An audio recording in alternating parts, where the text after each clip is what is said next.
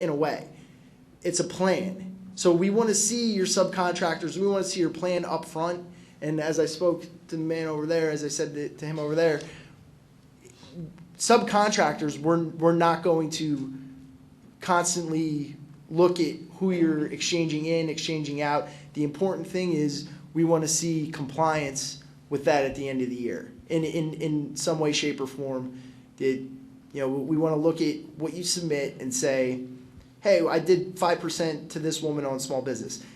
At that time, that woman-owned small business may be completely different from the woman-owned small business that you disclosed as your subcontractor in that respect. However, and this relates to the past performance, if you're relying on that subcontractor, different thing, but if you're relying on it, well then...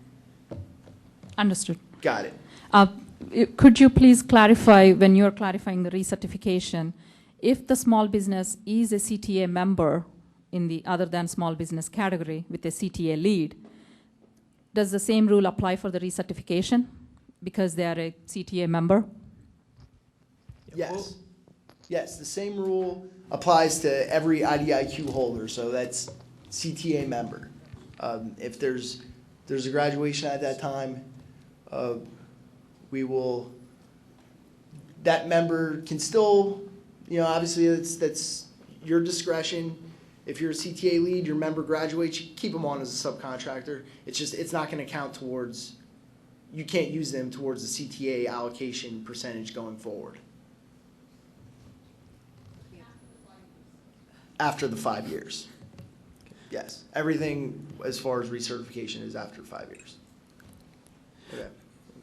So if a company that is a managing partner of a joint venture, of an unpopulated joint venture, which means that they're managing all the contracts and they're performing the contracts, if they decide to propose the DLA JET solicitation, can they use the past performance that came through the joint venture as their prime past performance since they managed those contracts and performed through the joint venture?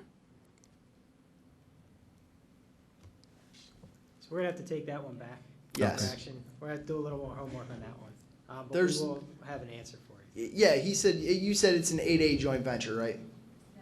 Or you just said a joint venture? Just a joint venture. Well, the joint venture won't be priming. The managing partner of the joint venture member is going to be priming the DLA jets. Right. But they managed and performed all the contracts that went through the joint venture. Yeah, we'll take a look at that and we'll provide the answer as soon as possible, hopefully in that first round of questions.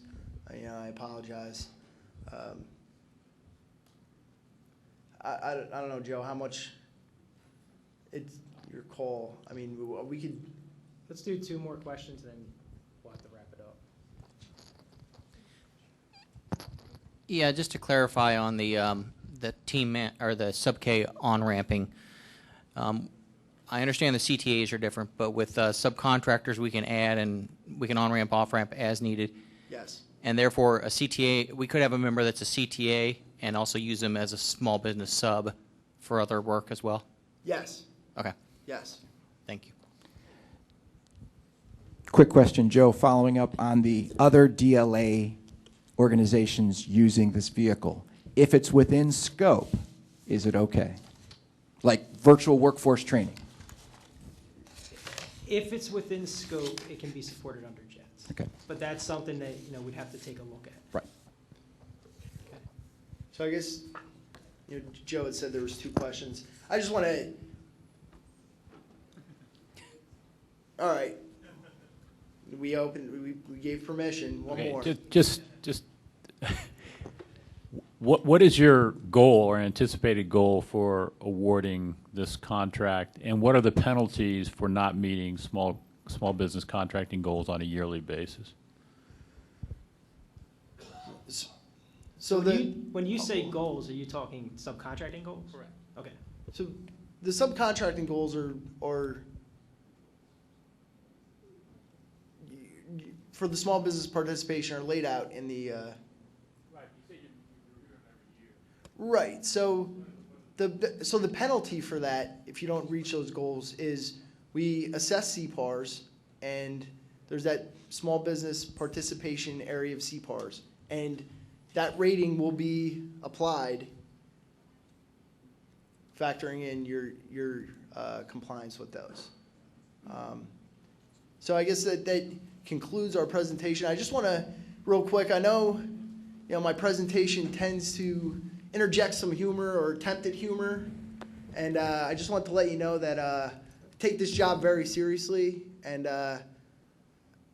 I know you all take it seriously. I know this is important to you. This is really important to our agency. I feel honored to be the contracting officer for such a great thing. And I just wanted to let you know that we'll work to make this a wonderful vehicle. So thank you.